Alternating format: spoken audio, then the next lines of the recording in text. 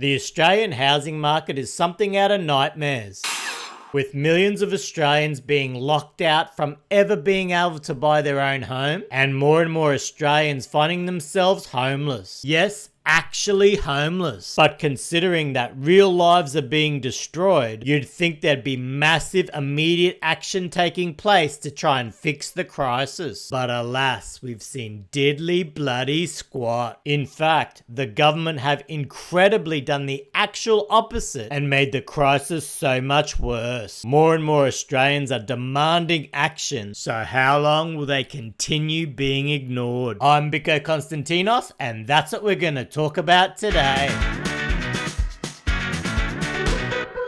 What's blue and not very heavy? Light blue. And you'll be blue if you don't subscribe to my channel. So give it a crack and hit that like button while you're there. Together, we may not be able to rule the galaxy, but we can rule the world. So how is it that more and more Australians are demanding action on housing, only to be continuously ignored? I'm gonna be reacting to portions of a recent speech from Pauline Hanson. Now, I'm not advocating for any political party, but when it comes to things that affect housing, I want to know, baby. Why are we here?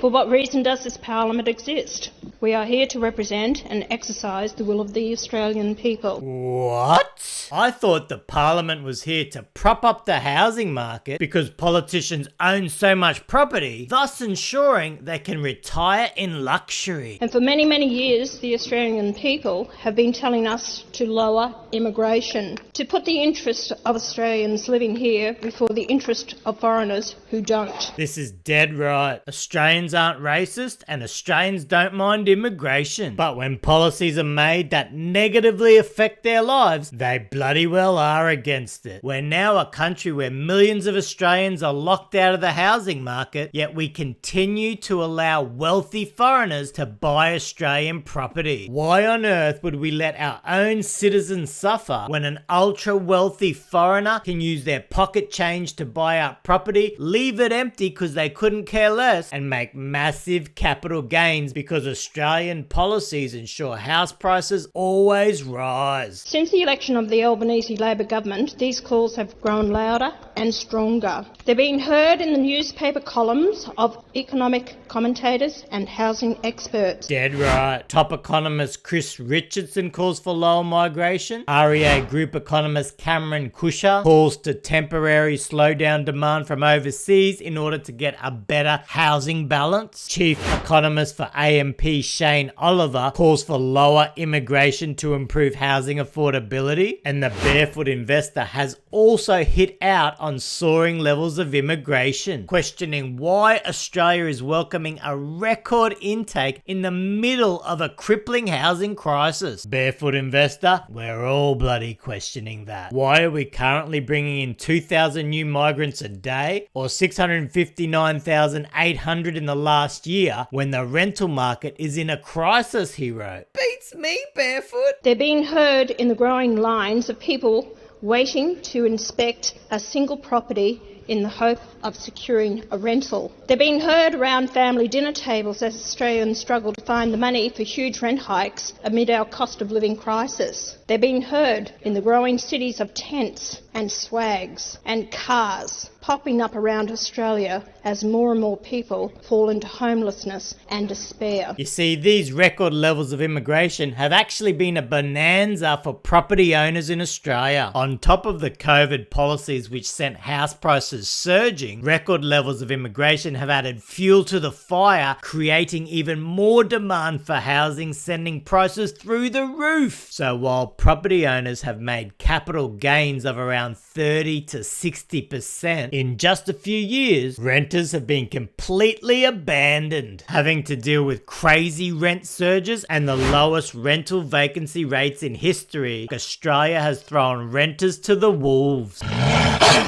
And the Albanese government is deaf to all of them. I mean, the government says it wants to help the housing crisis. They've set this crazy goal for new housing development that seems totally unrealistic, and the current levels of development are nowhere near where they need to be. But one action the government could take, which would provide immediate relief to the housing crisis, would be to significantly reduce immigration. So why aren't they doing it? In January this year, there were just over 125,000 new arrivals. That's more than the entire population of Ballarat and almost as much as Darwin's in a single month. Australia is experiencing the biggest two-year population surge in the country's history. It would seem that the government has lost complete control of immigration, but many ask, is this all being done on purpose? Is the government just following orders from somewhere up above, telling them to run mass migration policies? In September 2003, the Bureau of Statistics published a projection for Australia which said our population would reach a figure between 23 million and 31 million people by the year 2051. With our current immigration levels, Australia is on track to have more than 31 million people before 2035, 16 years earlier than the ABS projected. So in just 20 years, the planning around Australia's population levels has been completely turned on its head. Back in 2003, immigration was planned to rise slowly as it had been for many, many years. If you look at this chart, average immigration for multiple decades sat around 80,000 per year. But then around 2005, it jumped up to around 200,000 per year. And now...